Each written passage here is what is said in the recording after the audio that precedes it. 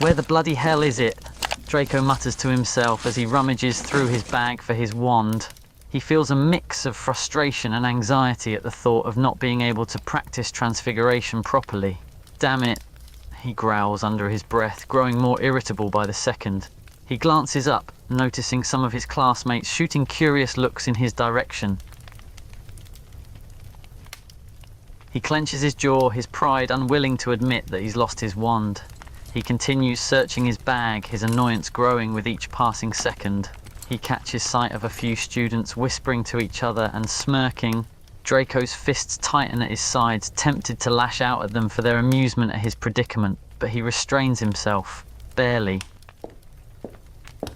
Just then, Professor McGonagall enters the classroom, her authoritative figure capturing everyone's attention. As Professor McGonagall begins the class, Draco still can't find his wand. He glances over at Crabbe and Goyle, the two lumbering companions who always followed him around. His eyes narrow, suspicion rising in his mind. "Crabbe," he hisses, nudging his friend's shoulder. "Have you seen my wand?" Crabbe shrugs nonchalantly, avoiding Draco's gaze. Goyle, on the other hand, seems oblivious, still picking his nose. Draco's patience is running thin, and he grabs Crabbe's shoulder roughly. "I asked you a question, you blundering oaf. Have you seen my wand or not?" he snaps, his tone sharp and demanding. Professor McGonagall's stern gaze falls upon Draco and his friends during their altercation. She raises an eyebrow, disapproving of the disturbance in her class. "Mr. Malfoy, is there a problem?" Draco freezes, realizing he has drawn attention to himself. He quickly regains his composure, smoothing his expression into a nonchalant facade. "No, Professor," he responds coolly. "Just a minor mix-up." He side-eyes Crabbe and Goyle, silently conveying a warning to stay quiet. "Very well," she says crisply. "But let's save the personal issues for outside of class, Mr. Malfoy. Focus on the lesson, please." Draco grits his teeth, resisting the urge to argue. He knows he can't afford to anger one of the senior professors, especially McGonagall. He forces a tight-lipped nod, mumbling an apology. "Yes, Professor. My apologies." The class continues with Draco discreetly seething, the search for his wand consuming his mind.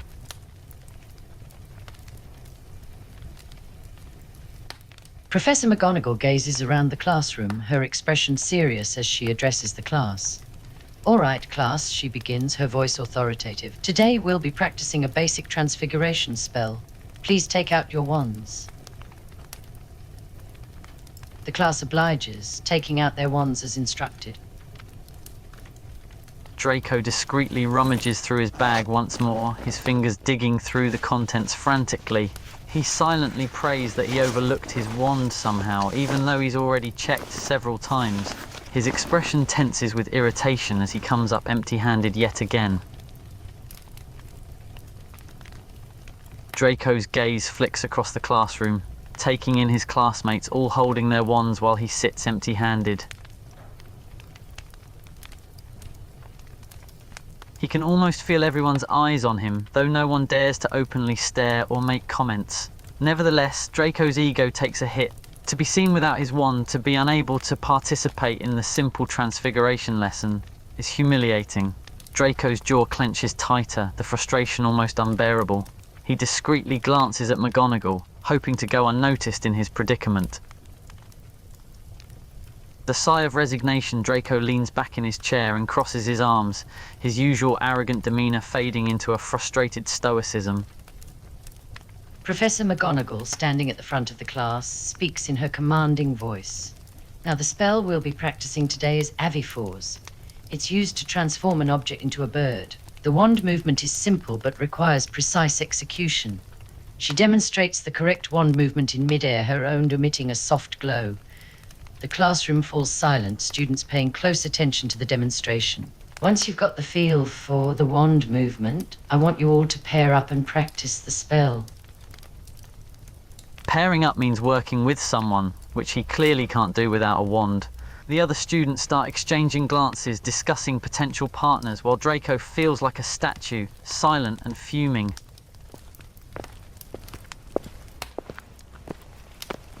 The Draco's surprise, Neville Longbottom, the clumsy, awkward Gryffindor who always seemed to stumble into trouble, approaches and takes a seat next to him. Draco raises an eyebrow, a mix of annoyance and curiosity crossing his face. "What do you want, Longbottom?" he asks coolly. Neville glances nervously at Draco, his hands fidgeting with the edge of his robes. He clears his throat softly before speaking. "Well, I noticed you don't have a partner. Thought maybe we could partner up." Draco's initial reaction is to scoff and dismiss him, but he quickly reconsiders. While the idea of teaming up with Longbottom is far from appealing, Draco has no other option at the moment. He exhales a frustrated sigh. "Fine," he grumbles, not bothering his reluctance. "I suppose you'll have to do." As Neville settles into his seat, he can't help but notice the conspicuous absence of Draco's wand. With his usual penchant for blurting out his thoughts without restraint, he blurts out the question. Draco, where's your wand?" he asks innocently. Draco's jaw clenches at the question, his expression darkening. He had hoped to avoid attention being brought to his wandless state, but of course, Longbottom just had to ask. "It's misplaced," he mutters curtly, not meeting Neville's gaze. Neville raises an eyebrow, clearly puzzled. He doesn't quite understand how Draco can simply misplace such a crucial tool for casting spells. "Misplaced," he echoes, his tone a mix of confusion and disbelief. "How do you misplace a wand? It's kind of important, isn't it? Draco rolls his eyes, the irritation creeping into his voice. "I know it's important, Longbottom. Do you think I'd voluntarily be without my wand?" he snaps, his irritability rising. "It's not like I just decided, oh, I'm going to leave my wand in a random place today. It's lost, alright?" Have you looked everywhere for it?" he asks, his voice tinged with genuine care. "Maybe you dropped it somewhere, or left it in a classroom." Draco's annoyance intensifies. Why does Longbottom have to be so bloody sympathetic? He doesn't need pity, especially from someone like him. "Of course I've looked everywhere, you idiot," he snaps coldly. "I've searched my bag, my dorm, every classroom. It's nowhere to be." Draco's words are cut off mid-sentence as his attention drifts towards another table. His eyes widen, a mixture of shock and disbelief crossing his face as he spots you holding his wand. He can't believe what he's seeing. There you are, casually holding his wand as if it belongs to you, practicing the Avifa's spell with your friend. Anger simmers just beneath the surface as he watches you handle his wand so nonchalantly. He clenches his fists, his jaw tense.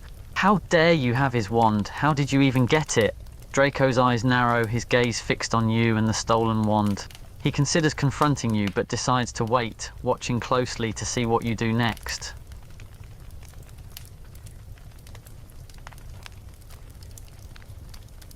Draco's expression hardens into a cold glare as he rises from his seat, his footsteps purposeful as he crosses the room. He strides over to where you stand, his demeanor seething with anger.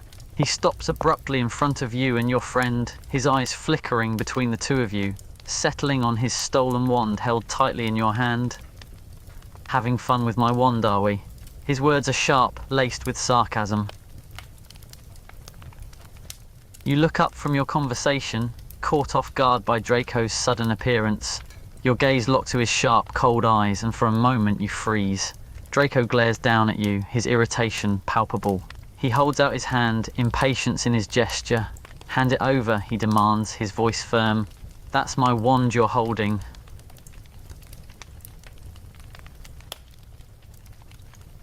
Draco's patience is wearing thin. Your defiance only adds fuel to the fire that's already burning within him. "Don't excuse me," he snaps back, bristling at your tone. "You know damn well that's my wand you're holding.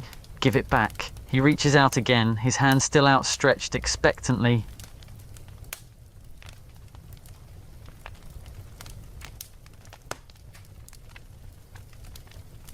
Draco's frustration reaches a boiling point. How could you be so damn clueless? He grits his teeth, his expression one of thinly veiled rage. "You know exactly what I'm talking about," he growls, his voice dripping with irritation. "My goddamn wand! The one you're holding right now." He points an accusing finger at the wand in your hand, his jaw set stubbornly.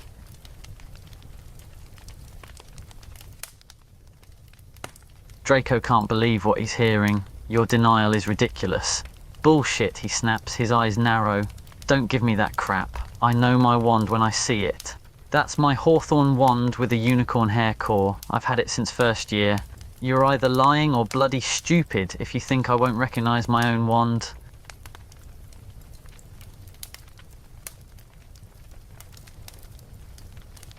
Draco is beyond exasperated. Your stubborn insistence is driving him insane. No, it's not, he retorts, his voice rising in frustration. It's mine. I've been using that wand since we started Hogwarts. Why in the bloody hell would you claim otherwise? He crosses his arms, his irritation turning to seething anger. This is ridiculous. He doesn't understand why you're so adamant about falsely claiming his wand.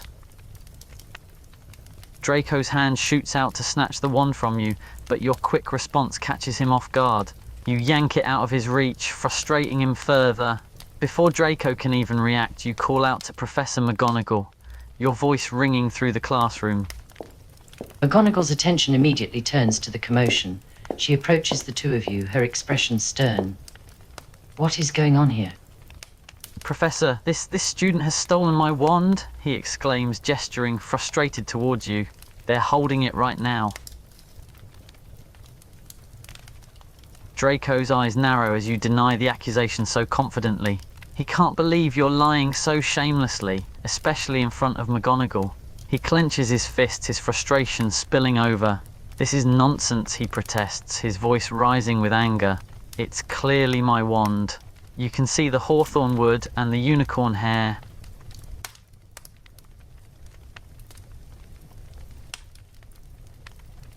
Draco's irritation reaches a new level as you shout your continued denial. He's starting to lose his patience. You're delusional, he retorts sharply. I've been using this wand for years, and suddenly you claim it's yours? Do you take me for an idiot? He turns to McGonagall, his eyes pleading for her to intervene. Professor, you have to see through this nonsense.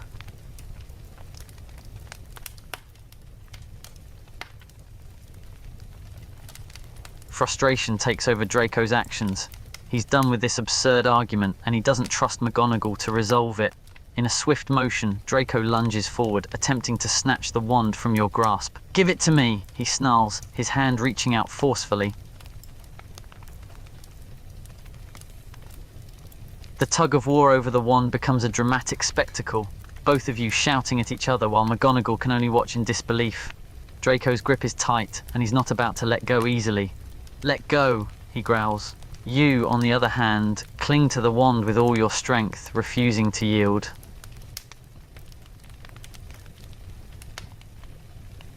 Your wand? Draco scoffed through clenched teeth. You're still sticking to that ridiculous claim? This is my wand.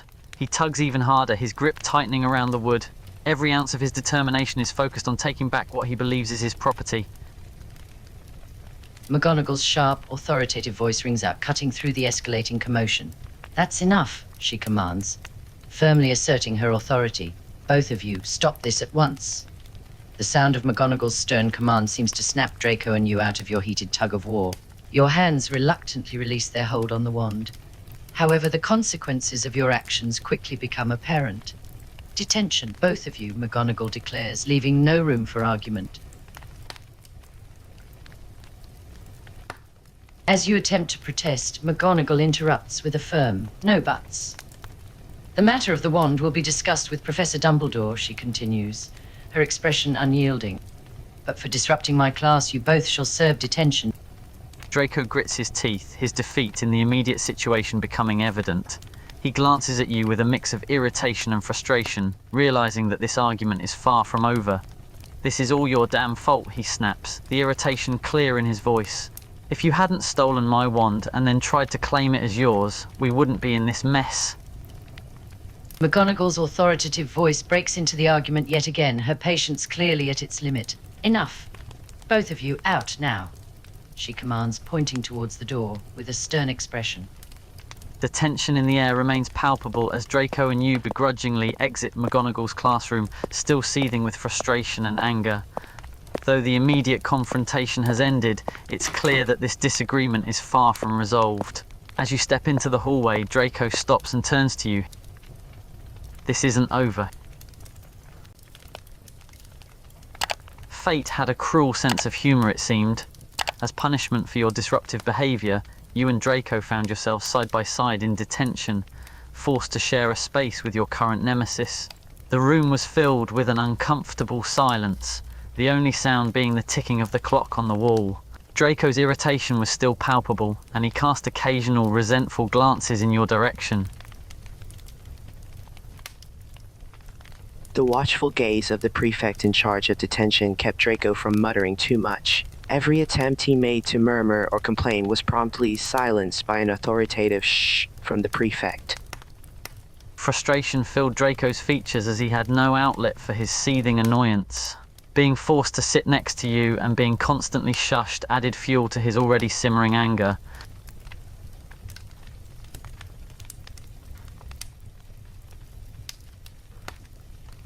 Draco could no longer contain his frustration.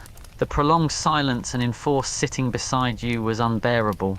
He raised his hand, drawing the attention of the prefect overseeing their detention. "When is Professor Dumbledore arriving?" "I asked you to call for him," Draco questioned, his impatience evident in his words. The prefect sighed, clearly exasperated by Draco's insistence. "I've sent word to Professor Dumbledore," he replied with a hint of annoyance.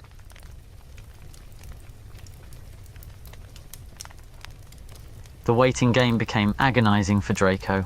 Each passing moment felt like an eternity, and the constant proximity to you only heightened his irritation. He fidgeted in his seat, his leg bouncing impatiently as he shot daggers at the clock on the wall. Every now and then his gaze would shift towards you, the person he blamed for their current predicament.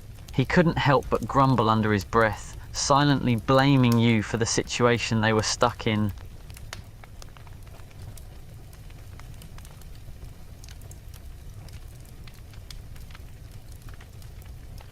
Finally, after what felt like an eternity, the door swung open and Professor Dumbledore stepped into the room. The presence of the wise headmaster brought a sense of seriousness and authority to the atmosphere. Draco straightened up in his seat, his irritation momentarily sidelined as he waited for Dumbledore to speak. Dumbledore's gaze surveyed the room, taking in the scene before him. He took his time, studying both Draco with a thoughtful expression. After a moment of silence, he finally spoke.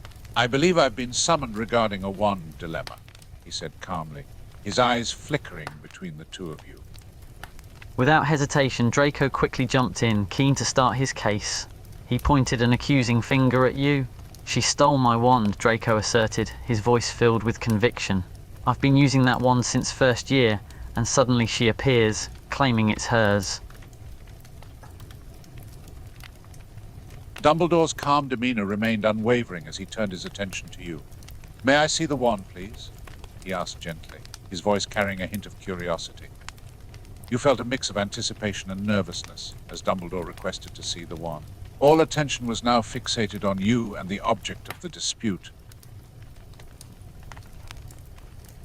As you prepared to hand over the wand to Dumbledore, the door to the room suddenly burst open, revealing the unexpected sight of Professor Snape and McGonagall rushing in.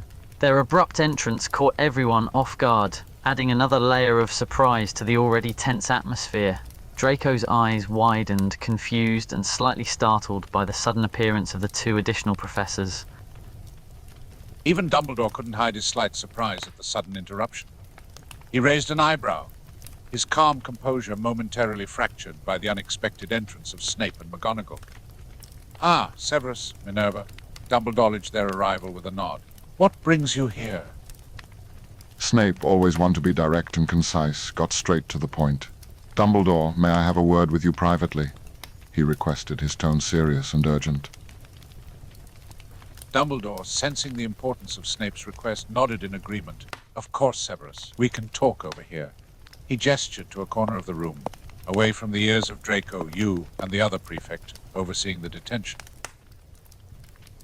As Dumbledore and Snape stepped away, McGonagall seized the opportunity to intervene. She turned her attention to you and held out her hand, requesting to examine the wand. "May I take a closer look at the wand, please?" she inquired, her tone firm yet calm. McGonagall's keen gaze immediately focused on the wand. her fingers gently running along its length as she inspected it closely.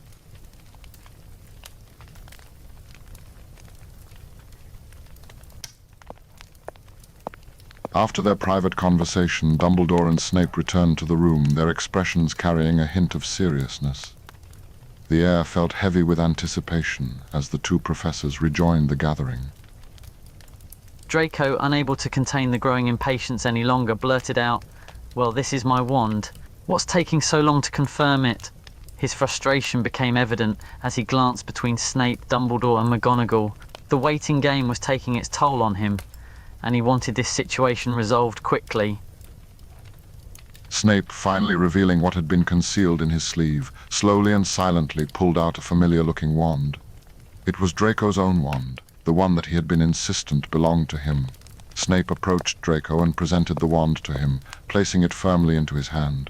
Draco's eyes widened with a mixture of disbelief and relief. He immediately grasped the wand, a sense of familiar comfort washing over him as he held his own wand once more. Snape's explanation echoed through the room, shedding light on the truth. "Your wand, Mr. Malfoy," Snape began, his voice steady, "was left in potions class. When I returned it to Professor McGonagall, she informed me of the situation." Draco's eyes widened as the revelation dawned upon him. His wand had been left in class, unbeknownst to him, and this entire dispute was based on a misunderstanding. Draco's mind was still grappling with the revelation, confusion etched on his face.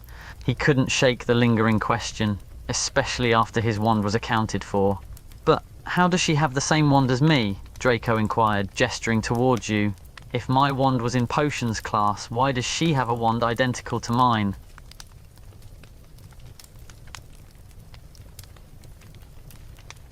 A puzzled frown graced Draco's face as your words rang true. The resemblance between your wands was striking, leaving a strange sense of ambiguity hanging in the air.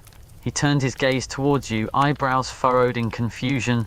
"That's what I'd like to know," Draco responded, his tone tinged with irritation. "Why does your wand look identical to mine?" Dumbledore, a twinkle of amusement in his eyes, couldn't hold back a low chuckle at the unfolding predicament. It was clear that he was withholding information, preparing to reveal something significant. "I believe there's something both of you should know."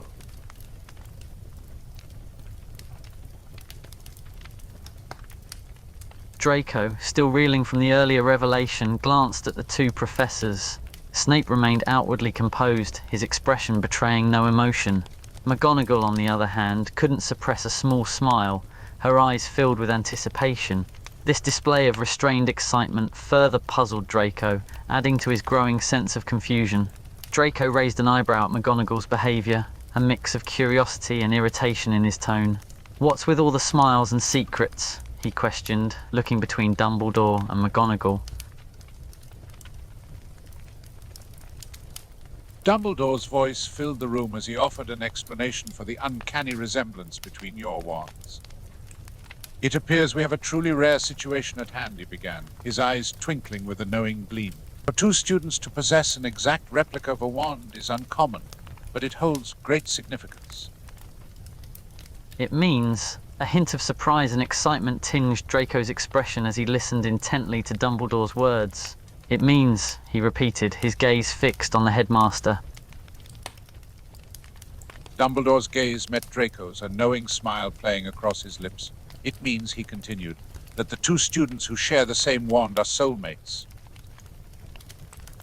A silence fell over the room as the weight of the words settled upon them. Draco's mind raced, trying to comprehend the implications of this revelation. He glanced at you, his eyes meeting yours, as the realization sank in. "Soulmates," Dumbledore repeated, the word hanging heavy in the air. "Two souls destined to be together." Draco's gaze flicked back and forth, his mind racing. The thought of being soulmates with someone he had clashed with repeatedly was mind-boggling. He looked at you, trying to make sense of this unexpected revelation. Draco, finding it hard to believe, protested vehemently.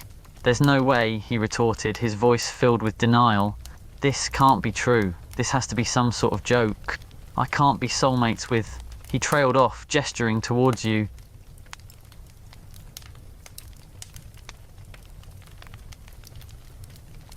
The feeling is mutual. Draco fired back, his gaze meeting yours with equal disdain.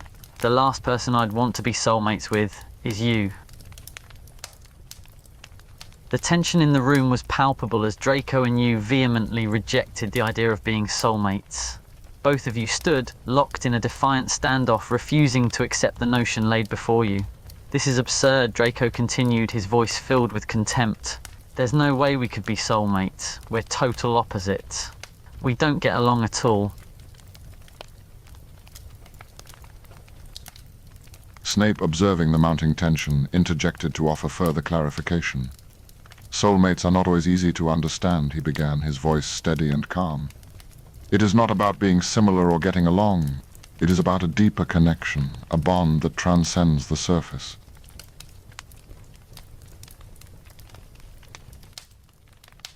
Draco rolled his eyes at Snape's words, clearly unimpressed. This is ridiculous, he muttered under his breath. There's no way I could have a bond like that with her. We can't even have a civil conversation without fighting. McGonagall, her excitement barely contained, couldn't hide her enthusiasm. "This is truly thrilling news," she exclaimed, her voice tinged with excitement. "It's been years since we've had soulmates at Hogwarts."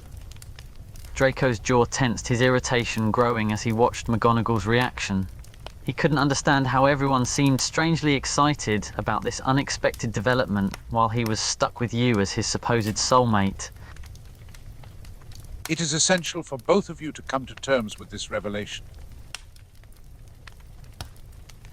Draco, caught off guard by your demand, frowned at you. An apology? He scoffed, his pride clearly wounded. Why would I owe you an apology? I thought you had stolen my wand. Snape approached Draco's desk, his tall figure casting an imposing shadow over the seated Slytherin. He could only assume Snape was waiting for him to say the dreaded words of apology. Draco let out a long sigh, his reluctance evident. "All right, fine," he muttered, his tone begrudging. "I'm sorry for accusing you of stealing my wand. There, are you happy now?"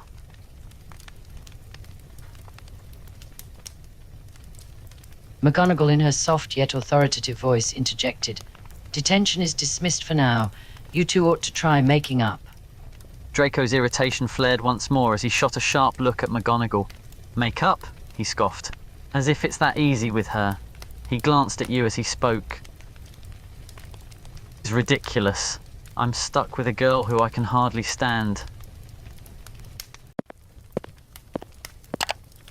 You walk quietly and quickly up to the hall, thinking about Draco Malfoy, wondering how everyone would react if they knew that the boy you were soulmates with was the most annoying, egotistical prick you had ever met. You scoff to yourself as you think of Malfoy. Just the mere thought of him is enough to put you in a bad mood, and that's before even seeing him in person. You shake your head in disbelief. How could someone like him be your soulmate? It's almost unbelievable. And you can't help but wonder what it means to be soulmates with someone like Malfoy.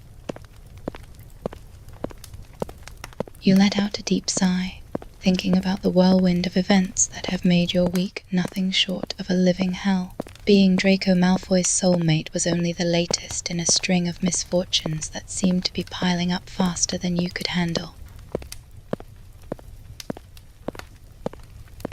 You pause just outside the hall, considering the possibility that people already know about your and Malfoy's connection, but you quickly shake off the thought, telling yourself that it's probably just your paranoia acting up again. After all, there's no way everyone could know about this bizarre soulmate situation, right?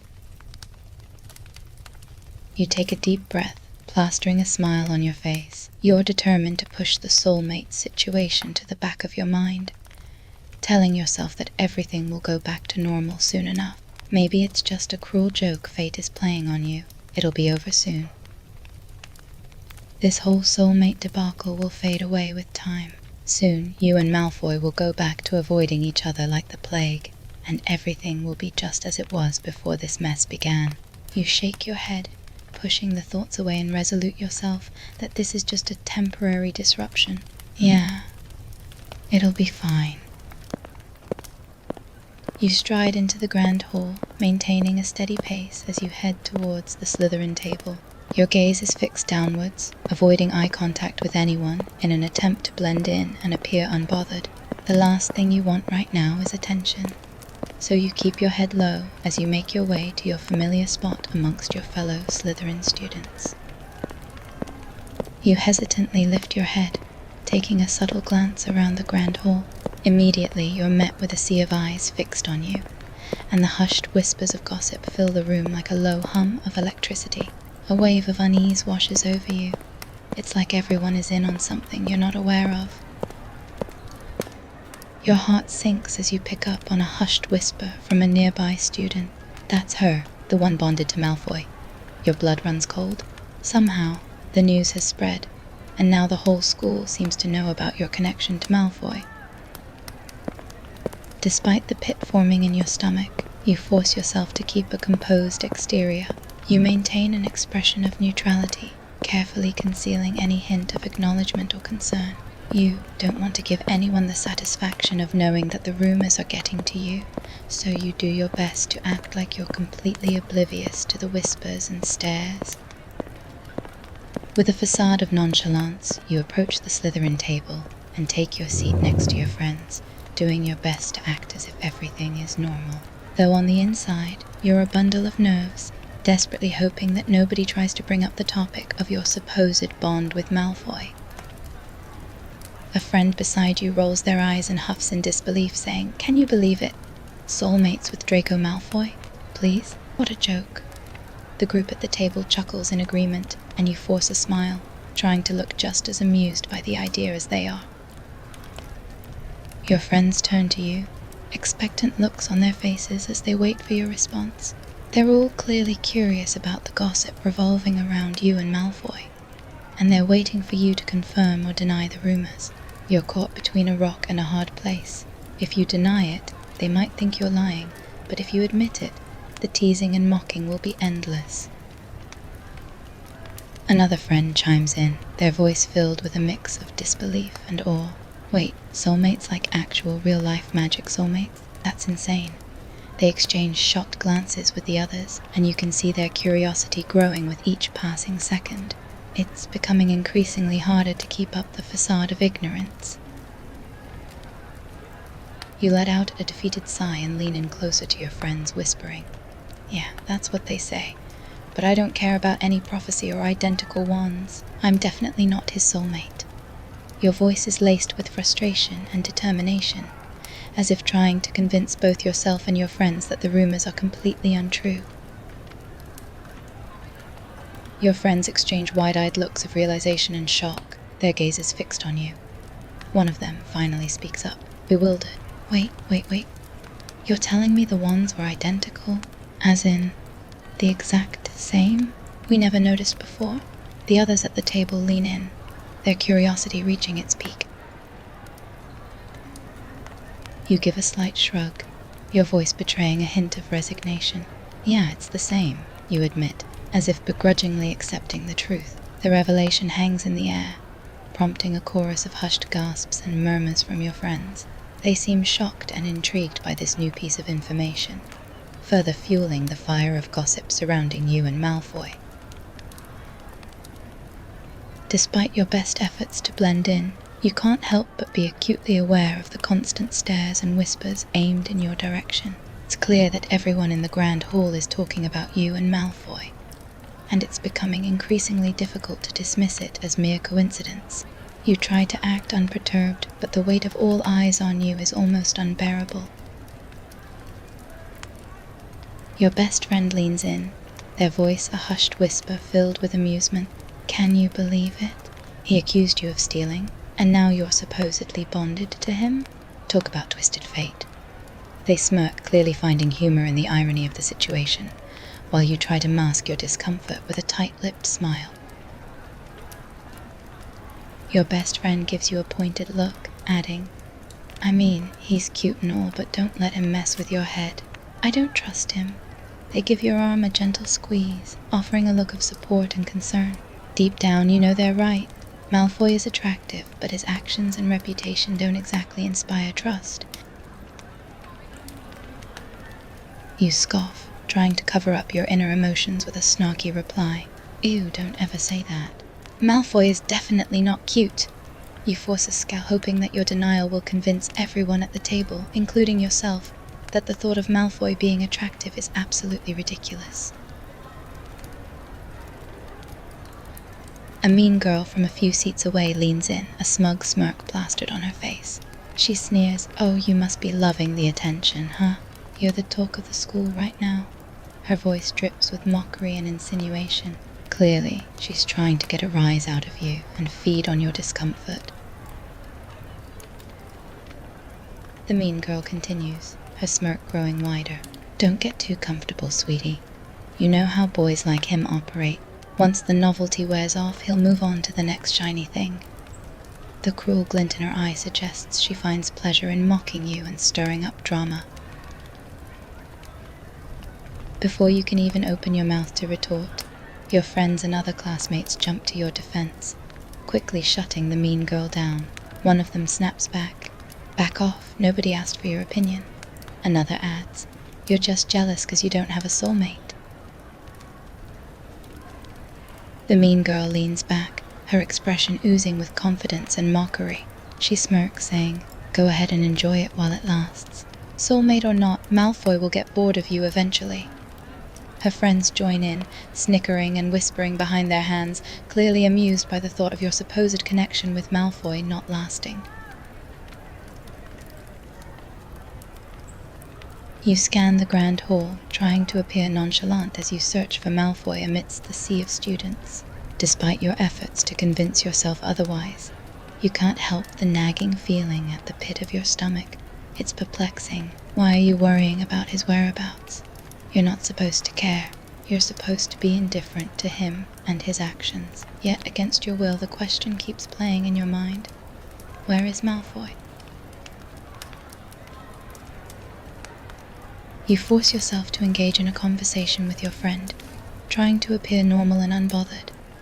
However, your thoughts keep wandering back to Malfoy. How is it possible that someone you supposedly don't care about is occupying so much space in your mind? You struggle to keep up with the conversation, your focus continually drifting towards the grand hall's entrance, anticipating his arrival.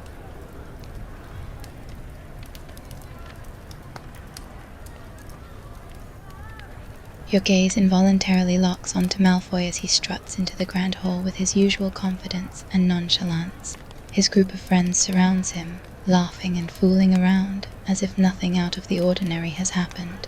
Your heart skips a beat, and an unwelcome rush of nervousness courses through your body. Here he is, seemingly unfazed by the rumors flying around and the whispers of the Soulmates connection, while you're left grappling with the aftermath of the gossip. It's infuriating, seeing him so carefree while you're plagued with unease and uncertainty. A voice cuts through your thoughts, breaking your concentration on Malfoy. It's a classmate seated nearby, their words dripping with sarcasm. "Here comes Loverboy," they say, gesturing towards Malfoy and his group, who are now taking their usual place at the Slytherin table. The comment ignites a ripple of laughter among those around you, and you can feel their eyes on you, waiting for your reaction. Another student's cruel comment cuts through the air, adding fuel to the fire. "Maybe he's embarrassed," they say, a smirk playing on their lips. "I know I would be." The table laughs and you can't help but scoff in disgust. Why are they putting you down over this? Are they jealous? Did they secretly fancy Malfoy themselves? Or do they think you're unworthy of him?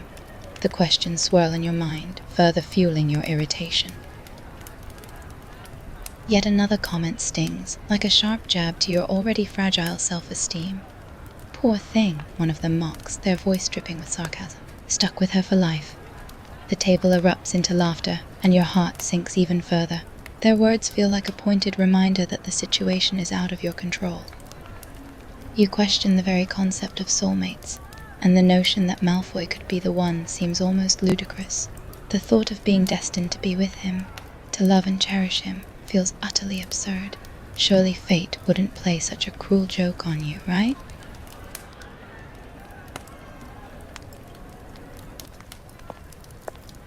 Draco, flanked by Crabbe and Goyle, strutted into the grand hall with a confident air. As usual, he was surrounded by his loyal minions, who followed him around like devoted puppies. They laughed and giggled together, seemingly carefree and untouched by the day's events. Draco in particular threw his head back, his laughter filling the hall. It was as if none of what had happened in detention mattered to him. He was back to his usual self, completely detached from the unexpected revelation that had shocked him earlier. Draco's gaze inadvertently caught yours as he walked through the grand hall. For a fleeting moment, his eyes met yours, but he swiftly looked away, as if he had seen nothing. His steps continued, his focus solely on his friends and the conversations around him. He was determined to maintain his cool facade, and ignoring your presence was a crucial part of that act. As Draco took his seat, he was keenly aware of the whispers and glances directed his way. The news of the identical wands and soulmates had spread, and the students were buzzing with curiosity and speculation. But Draco, ever the master of his own facade, feigned nonchalance. He paid no mind to the whispers, keeping his gaze fixed straight ahead. He had no intention of acknowledging the gossip, or giving anyone the satisfaction of seeing him affected by it. A group of students huddled together, their whispers growing louder as the rumors spread. One student leaned in closer to the others. "Did you hear? They're soulmates," they murmured, their tone filled with intrigue. Draco, pretending not to listen, rolled his eyes as he overheard the conversation. He could barely suppress the scoff that threatened to escape his lips. Despite the whispers and rumours swirling around him, Draco remained aloof and focused on his own group. He laughed and conversed with Crabbe and Goyle, their conversation oblivious to the murmurs surrounding them. Draco maintained his carefree facade, determined to show the world that the news of being soulmates with you didn't faze him in the slightest. He was resolute in his decision not to let the whispers affect his attitude or demeanour. Draco, in the midst of his conversation, couldn't help but catch glimpses of the other end of the table. There he could hear snippets of unkind comments being hurled in your direction. A flicker of something unfamiliar passed through his eyes. The comments were harsh, mean-spirited, and aimed solely to belittle and humiliate you. Draco's expression faltered, but only for a moment. He clenched his jaw, but his hand involuntarily clenched with it. Trying to mask his intrigue, leaned in closer to the friend seated next to him. "Hey," he muttered, feigning nonchalance. "What are they saying to her, anyway?" He flicked his gaze toward you, his interest piqued despite his attempts to maintain his cool demeanour. Draco's friend, catching wind of the conversation, leaned in closer to whisper, "I heard they're saying he's embarrassed, and someone even said, 'Poor thing is stuck with her for life.' Oof." Draco's gaze darkened as he processed the words. His jaw clenched, and he couldn't help but feel a pang of irritation. He shot a glare in the direction of the murmurs.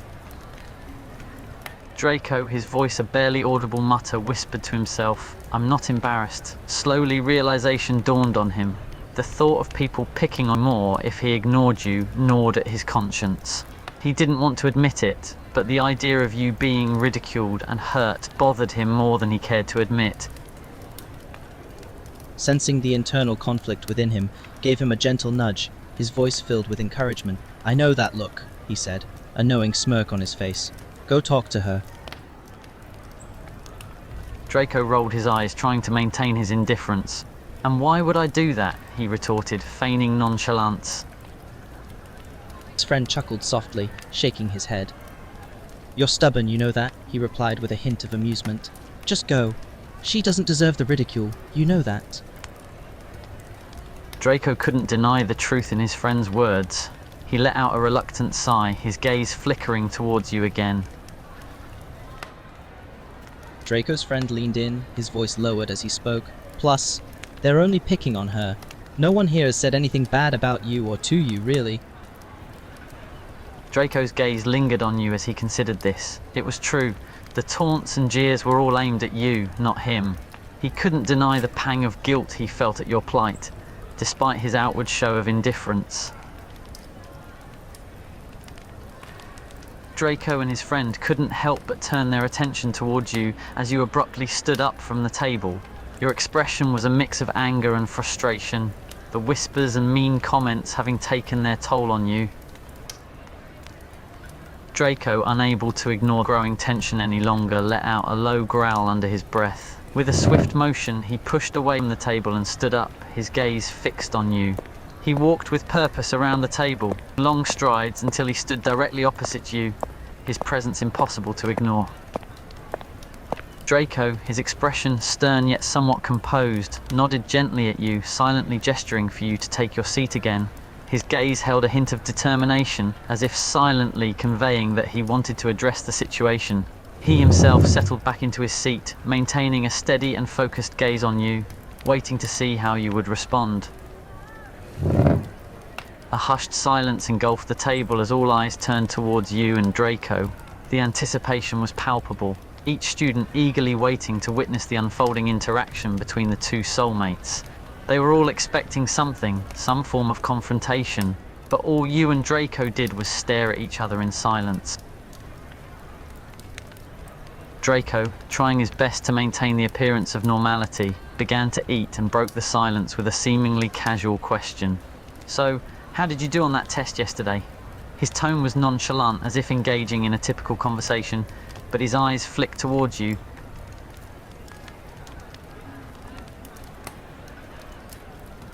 Draco nodded, his focus shifting partly to his food, but still keeping a watchful eye on you. "Ah, I know the one you're talking about. Yeah, it was a bit tricky," he replied with a hint of nonchalance. He took another bite, waiting for your response, all the while observing your body language and micro-expressions.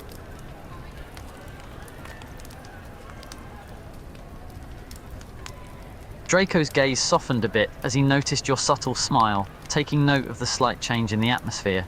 He took a moment to chew before responding to your question. "For the question about brooms, I went with the Nimbus 2000, he replied confidently. "It's a solid choice, given its speed and precision." He looked at you with a hint of curiosity, wondering if you agreed with his answer.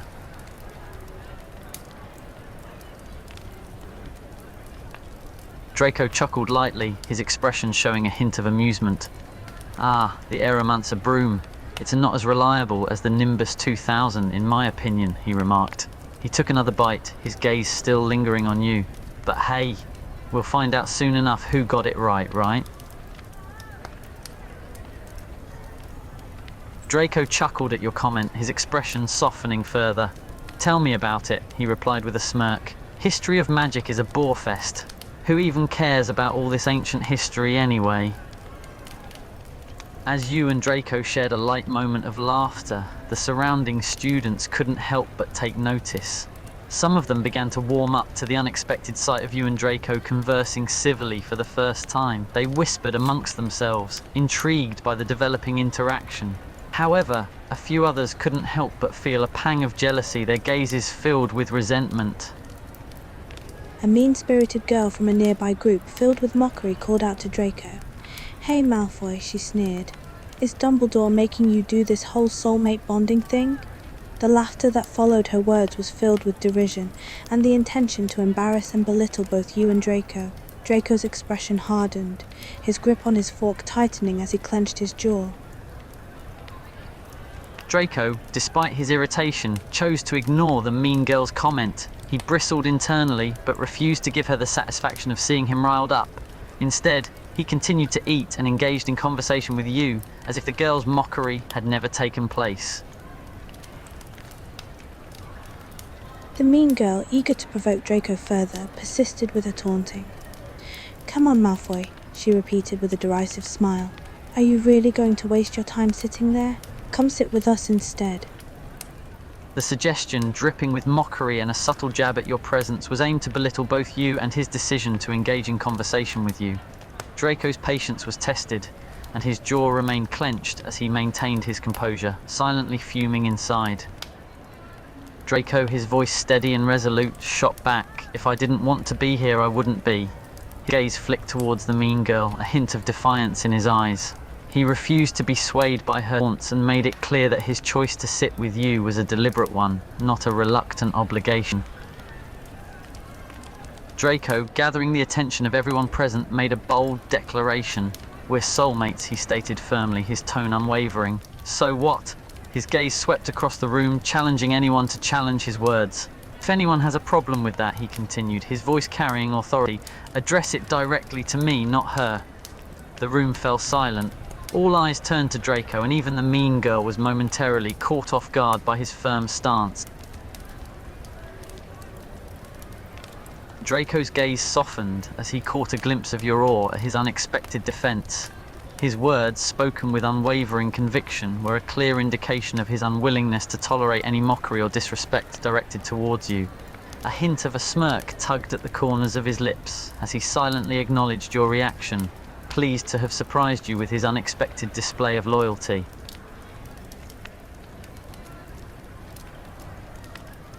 Draco, his gaze still fixed on you, gently smiled. He leaned in slightly and whispered, his tone soft but resolute.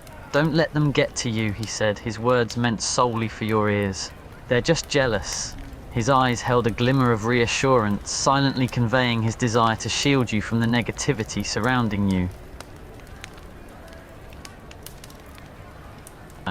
His expression warm and conspiratorial, leaned in close once more, whispering, "How about we ditch this place and go somewhere else?" He discreetly glanced around the room, taking note of the continued stares and whispers. Draco was clearly eager to escape the gossip-filled atmosphere and find a more private space where the two of you talk without being the center of unwanted attention. Draco, observing your eager nod, smiled in satisfaction, his gaze softening slightly. Your obvious enthusiasm to escape the judgmental whispers fueled his determination to leave. He stood up slowly, extending a hand towards you. "Then let's go," he whispered, his voice tinged with anticipation.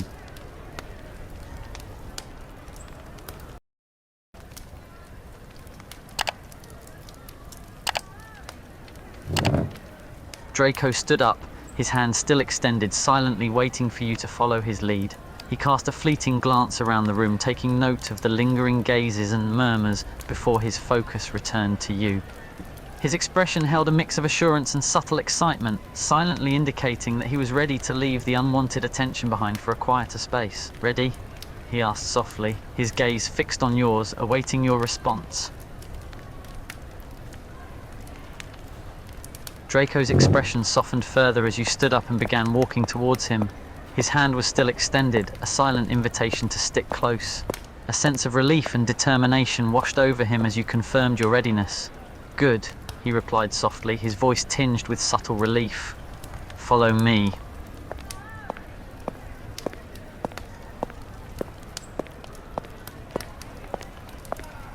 Draco, with a newfound sense of purpose, led the way out of the grand hall. He moved with an air of confidence, his steps steady and purposeful.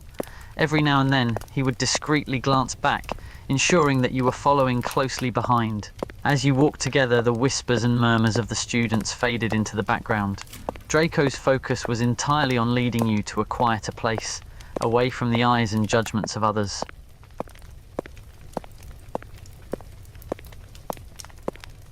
Draco, his hands slipping into his pockets, walked in front of you as if silently shielding you with his presence. He maintained a steady pace, his gaze focused ahead, his mind set on reaching the sanctuary of solitude. Occasionally he would briefly glance over his shoulder, checking on you, a hint of protectiveness glimmering in his eyes. As you walked along, the rain outside picked up, the gentle patter of raindrops against the windows adding a soft backdrop to the darkening hallway. The lack of natural light enhanced the intimate atmosphere, creating a sense of seclusion and solitude. Draco, unfazed by the weather, continued to lead the way, his eyes darting from side to side to navigate the darkened surroundings.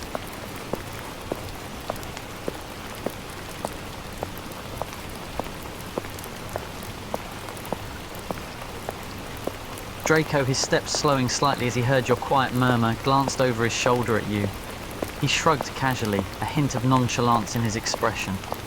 "I didn't have to," he replied, his voice just loud enough to be heard over the rain. "But I wanted to." He paused momentarily, his gaze fixed on you, the soft glow from the nearby window casting shadows across his face. "They were being mean," he continued, his tone softening, "and I didn't like it." Draco, his steps slowing even further, turned towards you, his words carrying a hint of vulnerability amidst his usual guarded demeanor. He met your gaze, a rare moment of openness in his usually guarded expression. "People don't get to talk about you like that," he affirmed, his voice firm but quieter, tinged with a touch of emotion. "Not when you're..." He paused, his words trailing off as a thought seemed to catch in his throat. With a quick, almost nervous gesture, Draco abruptly cut himself off, dismissing whatever he was about to say. "Never mind," he hastily interjected, his gaze drifting away from yours, a subtle hint of embarrassment crossing his face. Draco, clearly trying to shrug off the moment of vulnerability, quickened his pace. He came to a stop near a window, leaning against the windowsill and gazing out at the rain-soaked world outside. You noticed a hint of a flush creeping up his cheeks, mirroring your own.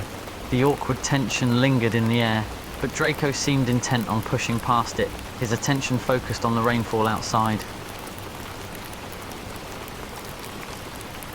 Draco, still leaning against the windowsill, turned his head slightly towards you. He caught your whispered words, his expression softening momentarily. A hint of surprise flickered across his features, as if he wasn't expecting your gratitude. Nevertheless, he acknowledged your words with a subtle nod.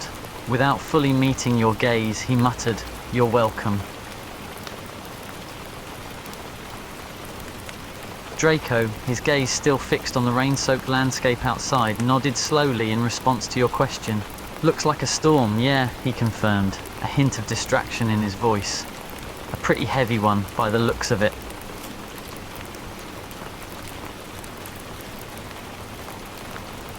Draco, noticing your attempt to suppress a shiver, felt a pang of concern but refrained from commenting on it directly. Instead, he turned his attention back to your question about soulmates. He shrugged casually, trying to appear nonchalant. "What about it?" he asked, his gaze still fixed on the rain-soaked view outside.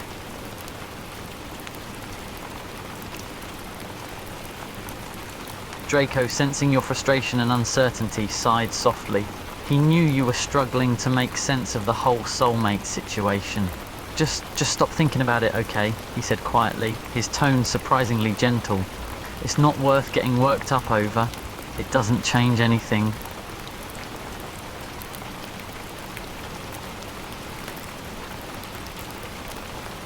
Draco, his attention shifting back and forth between you and the rain outside the window, felt a pang of empathy.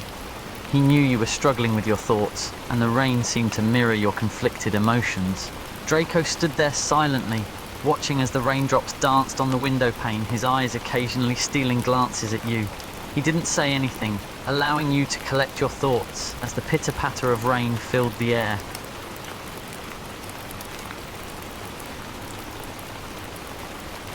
Draco, his gaze fixed on the rain-soaked window, considered your words. A part of him understood the allure of pretending the whole soulmate thing didn't exist, to just shrug it off and move on with life. He turned to you, his expression unreadable, and replied with a mix of resignation and reluctance. "Maybe you're right. Maybe it's better to pretend it's not real. It's not like it matters anyway, right?"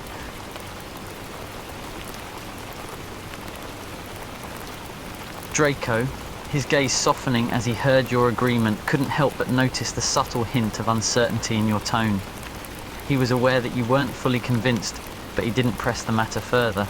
The rain continued to fall outside, its soft pitter-patter filling the silence between you. It seemed to echo the tangled thoughts and suppressed emotions coursing through you both. Draco, momentarily disoriented, looked down at his own robe, then at yours, noticing the faint glow emanating from their wand pockets. He furrowed his brow, his mind trying to make sense of the unexpected glow. "What the..." he muttered, the surprise evident in his voice.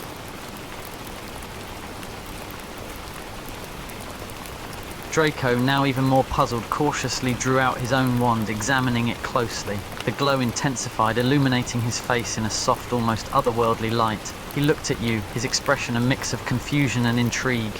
Is your wand doing the same?" he asked, holding up his glowing wand for emphasis. Draco, watching as you held up your wand, confirmed his suspicions. The glow intensified, and a sense of wonder filled the room. It's like our wands are responding, he said in an almost hushed tone, the realization starting to sink in. Draco, the glow reflecting on his face, considered your question. His brows furrowed in thought as he tried to make sense of the phenomenon. I'm not sure, he admitted, his gaze locked on the glowing wands. Maybe they're reacting to each other?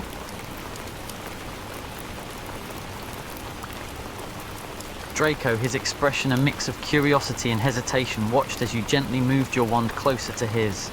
The glowing wands seemed to hum with an unseen energy, almost as if they were drawing them closer together. He nodded slowly, a touch of anticipation in his eyes. Yes, let's try it, he murmured, his voice slightly tinged with a hint of nervousness.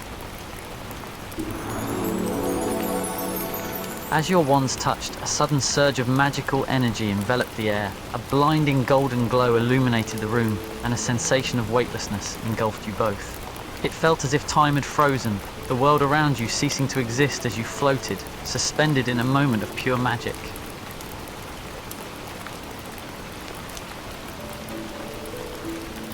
Draco, his gaze locked with yours, could feel his heart racing in his chest.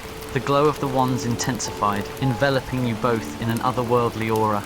In this suspended moment of timelessness, he found himself utterly entranced by your eyes. The world around him faded into oblivion, leaving only the two of you, bound by the magic pulsing between your connected wands.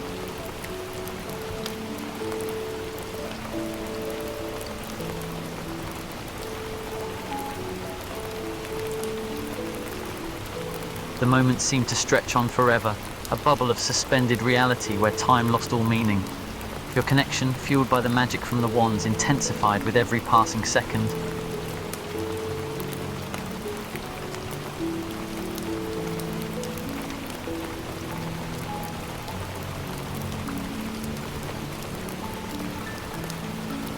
Eventually, the golden glow subsided and gravity slowly returned. You both gently settled back onto the ground, the world around you slowly coming back into focus. Draco's heart was still hammering in his chest, a heady mixture of wonder and confusion swirling through him. He tried to find words, but for a moment, he was utterly speechless.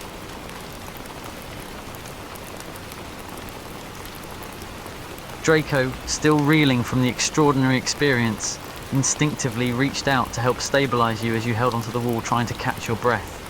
His gaze remained fixed on you, a flicker of concern crossing his eyes. He gently placed a steadying hand on your shoulder, his touch warm and reassuring. "You all right?"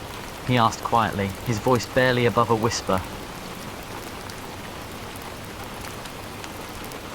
Draco, his grip on your shoulder tightening a fraction, nodded, understanding your confusion and bewilderment. He ran a hand through his hair, trying to make sense of the moment himself. I'm not entirely sure," he admitted with a hint of uncertainty in his voice.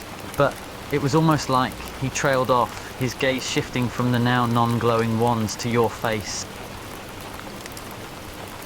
Draco held your gaze for a moment longer before finally continuing, his voice now a quiet murmur. It was almost like our wands were recognizing something between, a connection. His gaze searched your face, looking for a hint of understanding or agreement.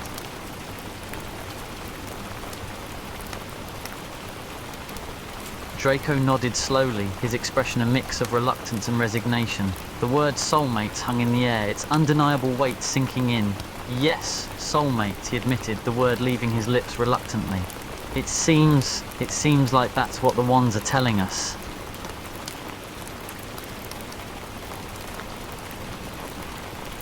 Draco, noticing your gaze fixated on your wand, shrugged slightly, his own confusion mirroring yours. "I've never seen anything like it," he replied, his voice tinged with a mixture of intrigue and uncertainty.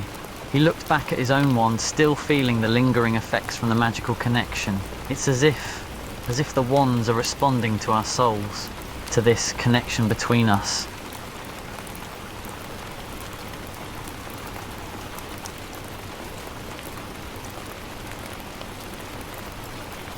Draco, understanding your skepticism, couldn't help but sigh in agreement. "I know it sounds absurd," he admitted with a hint of frustration in his voice. "Believe me, I'm as baffled as you are." He leaned against the wall, running a hand through his hair. "But the evidence is there.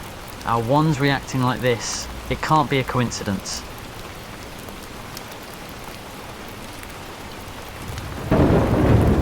sudden crack of lightning and the booming thunder shook the room, making both of you jump. Draco, caught off guard by the unexpected sound, instinctively wrapped an arm around you in a protective gesture.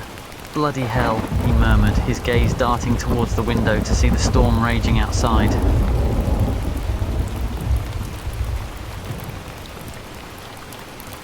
Draco, his gaze shifting back to you, nodded in agreement. "You're right," he replied, his tone quieter now. "We don't need everyone knowing about this. We need to keep it between us. For now, at least." He loosened his protective grip on you, but his gaze remained locked on yours, a glint of determination in his eyes. "We'll figure this out together, but no one else can know." Draco, nodding in agreement, stepped away from the wall. "Right, let's get going." He took a moment to compose himself, the events of the evening still swirling in his mind. With a final glance at you, he gestured towards the door. "After you," he said softly, waiting for you to take the lead. The journey back to the dorms was marked by the growing intensity of the storm. The rain pelted down relentlessly, the wind howling through the corridors. Draco, walking closely by your side, couldn't help but steal occasional sidelong glances your way. The atmosphere felt charged, both from the magical connection from earlier and the tumultuous weather outside. Draco's mind was a maelstrom of thoughts, swirling with questions and possibilities. He stole a sidelong glance your way, his thoughts in a whirlwind. Part of him desperately wanted to know if you felt that same connection, if you sensed the same inexplicable bond between your souls. Yet, his words remained lodged in his throat, hesitant to break the silence.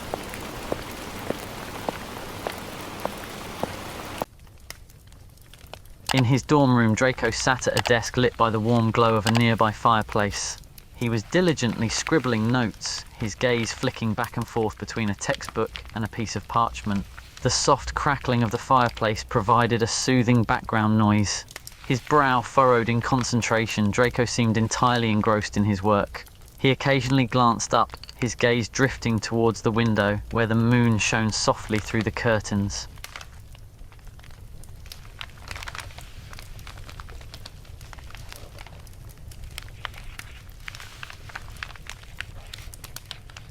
Over the past week, Draco had found himself spending more and more time with you. The initial awkwardness had slowly given way to a more comfortable rapport. The professor's instructions to spend time together had provided a subtle push. But Draco began to look forward to these moments. Despite his usual aloof demeanor, he found himself genuinely enjoying your company, discovering new aspects of your personality and seeing past your exterior.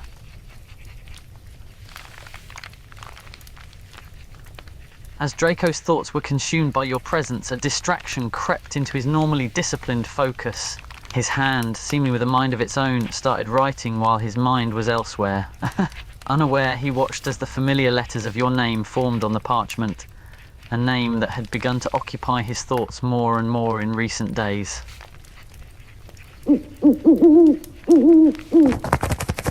Draco's concentration was shattered as the soft hooting of an owl caught his attention. He turned to see the bird perched on the windowsill, holding out its leg, a letter tied to it. He had to blink a couple of times to shake off the distraction of thoughts about you. "What in the world?" he muttered, standing up to untie the letter from the owl's foot. Draco carefully untied the letter from the owl's leg, his curiosity piqued by the sight of the deep blue parchment and the silver thread that tied it neatly. He gently took the envelope in his hand, running his thumb over the smooth surface. The question of whose owl it belonged to lingered in the back of his mind. He gently unfolded the deep blue parchment, his heart beating a little faster as he prepared himself for whatever was to be revealed. Inside, his gaze skimmed across the words, his eyes taking in the content of the letter. His eyebrows furrowed in contemplation as he began to read. "For those whose wands speak in stars," he murmured, his voice barely above a hushed breath. The cryptic message left him puzzled, his mind immediately recalling the moment of their shared magical connection. With a slight sigh of resignation, Draco set the letter down on the desk, his eyes still lingering on the peculiar words. His hand fumbled for his phone, fingers finding the familiar keypad. Despite the late hour, he knew he had to speak to you about this peculiar message. Quickly, with a slight sense of anticipation, he dialed your number.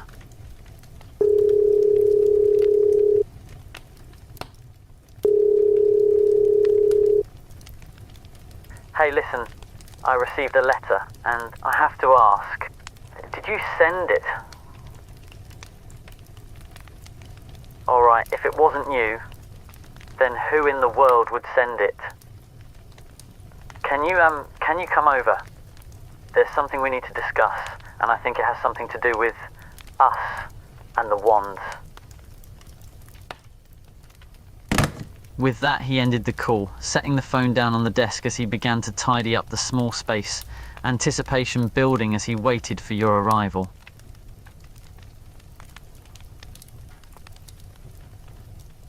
Draco, having tidied up his dorm room and tried to calm his thoughts, was jolted back to the present when he heard the knock on the door.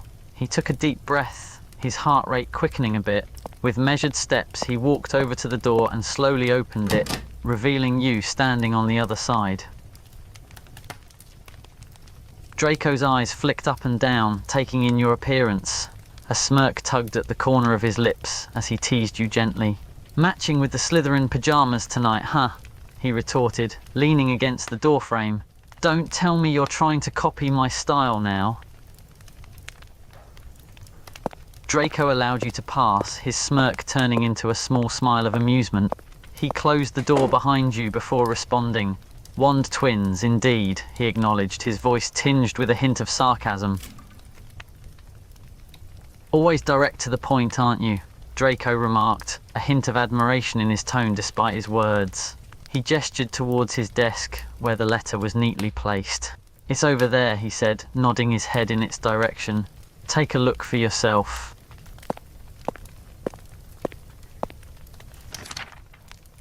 Draco, noticing your gaze shifting towards the parchment with your name on it, felt a jolt of panic.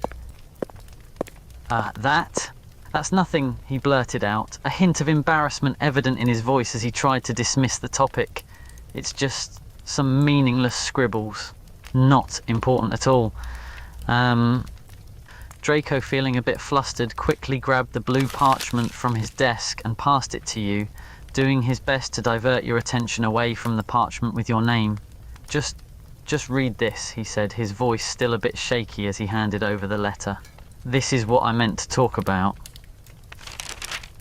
As your fingers brushed against the letter, a subtle warmth emanated from its surface, and a strange sensation tingled through your fingertips. The words, once concealed, revealed themselves in a faint silvery ink. Draco, noticing the shift in the letter, looked at you with curiosity, his earlier nervousness replaced by intrigue. Did the letter just... he murmured, his gaze fixed on the words that you both could now see. Tonight, under the full moon, the tower will remember you. Bring the one that mirrors yours. Only together can you see what's written above. His eyes flicked up to meet yours, a mix of excitement and trepidation in his gaze. The astronomy tower, it's pointing us there. Draco, his mind focused on the mysterious instructions, grabbed your arm with a firm but gentle grip. The excitement in his eyes was evident as he hurriedly pulled you out of the room. Come on, he urged, his voice tinged with anticipation. We need to go to the astronomy tower, now. Draco swiftly guided the way, leading you through the empty corridors with a sense of urgency. The castle was eerily quiet in the night, adding an air of mystery to your journey.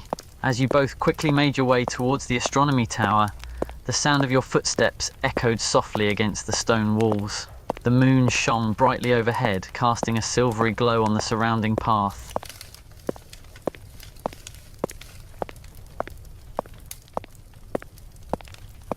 Draco, his reflexes sharp, suddenly stopped in his tracks and pushed you back against the wall, his hand swiftly covering your mouth to muffle any potential sound. Draco, his eyes focused and full of intensity, placed a single finger over his lips, signaling for complete silence with a soft and hush. He maintained his position, his body pressed lightly against yours, still shielding you from view, and ensuring you remained concealed from the prefect patrolling nearby. Draco, his own heart still pounding from the near-miss encounter with the prefect, couldn't help but notice the quickening of your breath. The proximity between you both was undeniable, and it made his own pulse quicken. As soon as the prefect's footsteps faded away into the distance, Draco cautiously lowered the hand that had covered your mouth, his gaze still fixated on your face for a brief moment before he reluctantly stepped back. "Coast is clear," he whispered, his voice low and quiet. Once the immediate danger had passed, you and Draco resumed your journey once more.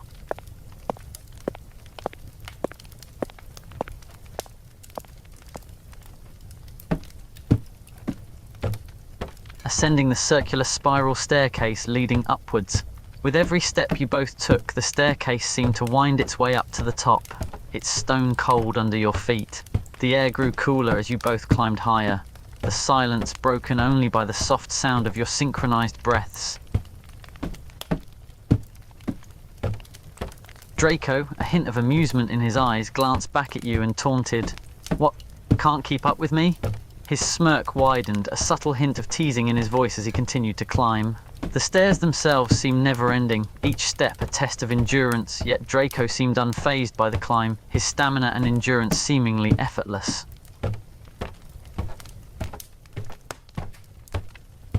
Draco, amused by your occasional groans, chuckled softly as you continued to ascend the seemingly endless stairs. Despite your complaints, he couldn't help but find your perseverance endearing. "Come on, just a little more," he encouraged, his voice filled with a mix of reassurance and playful mockery. "You're almost there. Don't tell me you're exhausted already."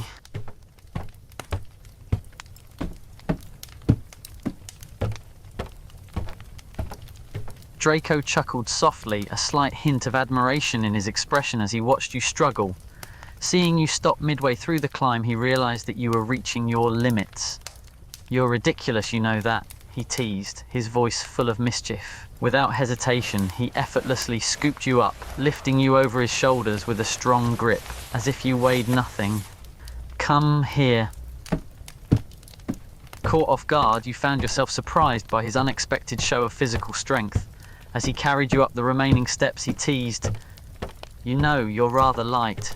I could have just carried you the entire time."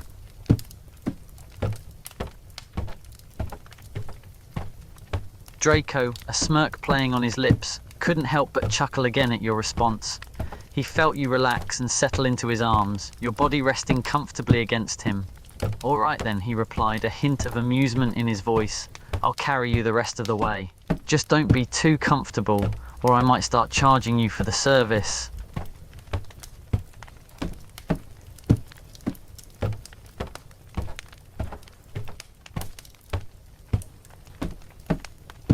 With you comfortably resting in his arms, Draco continued up the spiraling steps until finally you both reached the top of the astronomy tower.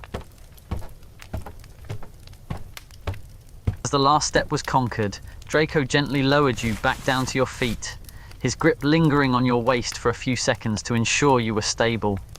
"There we go," he said, looking down at you with a mixture of amusement and warmth. "We made it." Draco, noticing your gaze shifting to the stars above, felt a sense of tranquility wash over him as well. He stepped closer, the cool night air nipping at his skin, and joined you in admiring the breathtaking expanse of the night sky.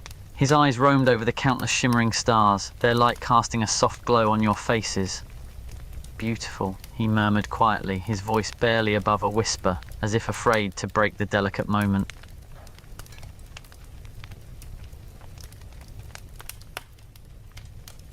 Draco, his eyes still fixed on the starlit sky, nodded gently in agreement.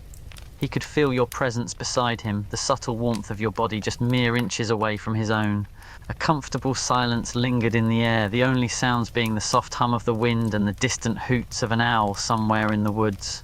He stole a sidelong glance at you, silently appreciating the tranquility that enveloped you both at that moment.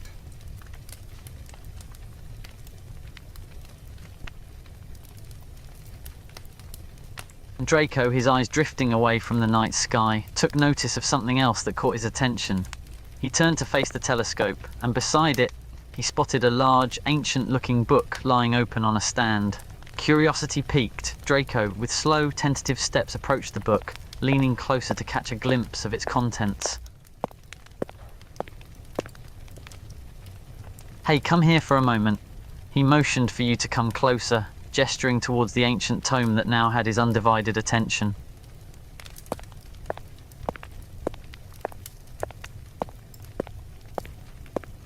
Draco, his interest now fully caught, held up the note attached to the book, reading its words aloud. A mixture of surprise and intrigue flickered across his features as he processed the message. "Under the light of the full moon, I have called you here. Your wands hold a rare and powerful secret. Within this book lies a chapter that may reveal the truth. Read it carefully, for the answers await. Professor Sinistra." He furrowed his brow in thought, the meaning of the words slowly sinking in.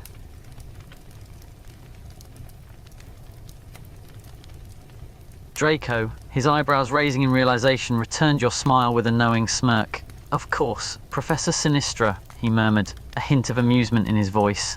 "Should have seen that coming." Draco, his gaze shifting towards the book again, nodded in agreement. "Yeah, seems like she wanted us to find this specific page." He reached out and lightly skimmed his fingers over the old, frayed pages before looking back at you.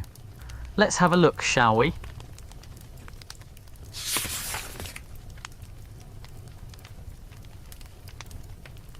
As the words on the book's page came into focus, Draco's eyes widened with each word he read. The mention of twin wands being an exceptionally rare phenomenon, linked by a connection as profound as the stars themselves, captured his attention immediately. He read further, his gaze flickering over the text, until he reached the part about the full moon and celestial alignments amplifying the bond between those wands. A sense of realization dawned on Draco's face as he finally tore his gaze away from the book and looked over at you.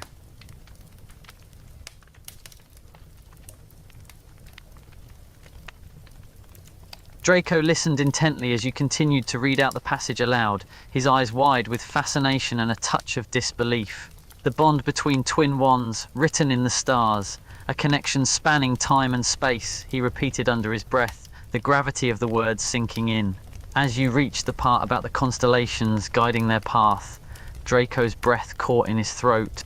The full moon, the stars illuminating our path.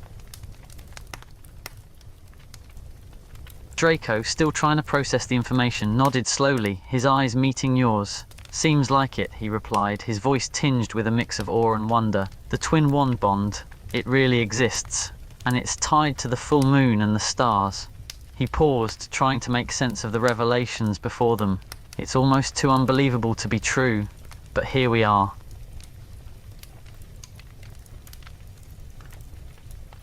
Draco, his gaze focused on the book, read out the next passage aloud, his voice tinged with a hint of excitement.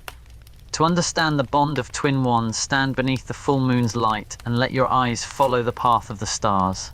Seek the constellation that mirrors your destiny, for it will reveal the truth of your connection." He paused, his mind racing as he thought about the words.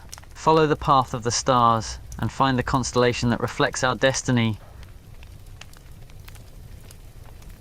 Draco, hearing your whispered suggestion, nodded, a look of determination in his eyes. "Right. The telescope," he murmured in response. With a few quick steps, he approached the telescope, positioned on a stand nearby. He adjusted its position, angling it upwards towards the night sky, the dark canvas adorned with shining stars. "All right, let's find that constellation."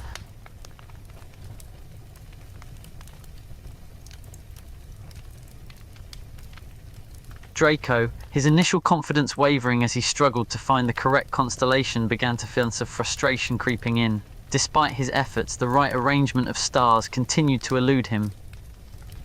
"Damn it," he muttered, his grip on the telescope tightening slightly. "It should be here somewhere. Why can't I find it?"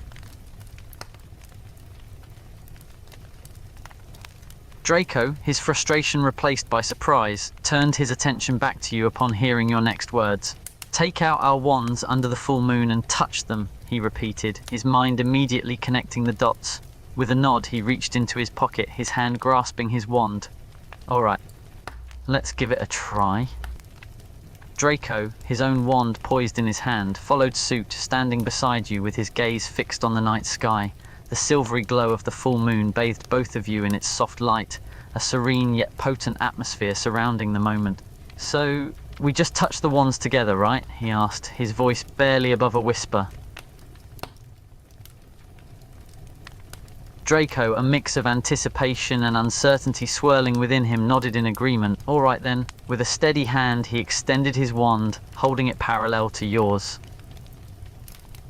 Draco, seeing your nod of readiness, steeled himself, his heart beating quickly within his chest. He extended his wand further, closing the small distance between the two until the tips of both wands touched. "Here we go," he murmured, his voice filled with both nervousness and intrigue. As the wands connected under the glow of the full moon, a sudden surge of magic enveloped the surroundings, a powerful energy manifesting. Both your bodies floated gently, surrounded by the ethereal glow that illuminated the scene. A stream of energy seemed to emanate from the wands, weaving like a ribbon through the air, encircling the two of you in its embrace. It was a delicate and yet potent display of magic, the very essence of the connection between the wands made tangible. The magical energy, after its brief but intense surge, slowly subsided, gently setting both of you back down on the ground. The air around you seemed to hum with the residue of the magic, a hushed silence following in its wake. Draco, his gaze fixed on you, let out a breath he hadn't realized he'd been holding, his eyes wide with awe and wonder. Did you feel that?"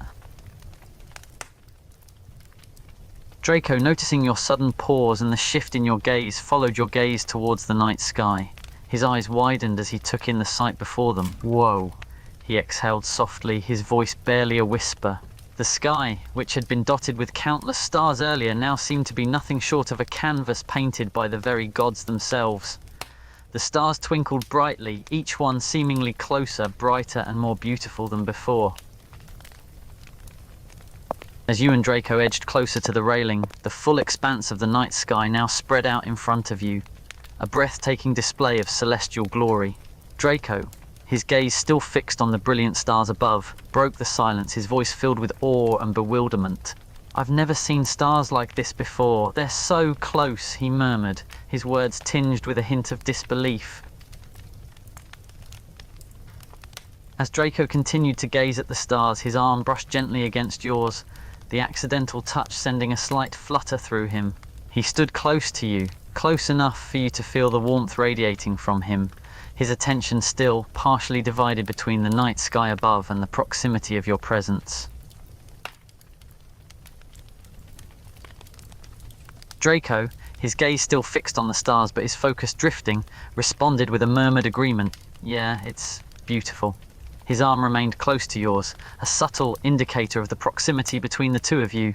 There was a hint of something unspoken in the air, a connection that seemed to extend far beyond the celestial canvas above. And Draco, his gaze shifting momentarily from the stars to you, nodded slowly, the words reverberating in his mind, written in the stars, bound by the very constellations themselves. There was a soft and almost wistful note in his voice, as if the thought both fascinated and unnerved him. As you leaned closer, your head coming to rest on him, Draco's heart skipped a beat. The touch of you against him was both comforting and exhilarating, his thoughts a whirlwind of emotions. At the soft whisper of your voice, he responded, his words tinged with a mix of wonder and disbelief. "Soulmates," he echoed, the word feeling almost too real, too monumental. Draco, his arm instinctively wrapping around you in a tender gesture, pondered your question. His gaze lingered on the stars for a moment before finally bringing his attention back to you. "I have no idea," he admitted, a hint of uncertainty in his voice. "We're bound by the stars. I guess we just see where it leads us." Draco's heart skipped a beat as you embraced him, his arms encircling you in a reassuring yet tender hold. Your words, spoken softly against him, were like a soothing balm on his troubled thoughts. He inhaled deeply, the scent of you filling his lungs, and a small smile graced his lips as he tightened the embrace ever so slightly. "I'd like that too," he replied, his voice a soft whisper against your hair. In that intimate moment, with your bodies pressed close and your heartbeats synced, Draco was struck by an overwhelming surge of emotions. His heart raced within his chest, a mix of affection and protectiveness welling up within him. The feeling was both unfamiliar and exhilarating, a realization slowly dawning on him. He hugged you a little tighter, his grip a silent declaration of the love and connection he felt towards you.